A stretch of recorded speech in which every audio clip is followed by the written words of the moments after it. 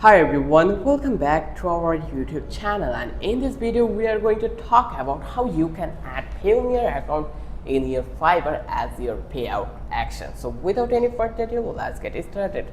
So here actually you can see we're already in Fiverr dashboard. This is our seller dashboard. So here you just need to go to the setting, and here once you click over here, then you will find out this earning option. Just click over here. Once you click over here, then it will give you this kind of an interface. So here you just need to click on add payout method. Once you click over here, from that place you just need to select the Payoneer and then just click the continue. Once you click over here, when you will earn some money, then they will give you to the go ahead with the process, but our income is totally zero, so that's why they are not allow us to add our payment method Payoneer in this platform. This is not just only the Payoneer, the problem you will face with the bank transfer and even with the PayPal.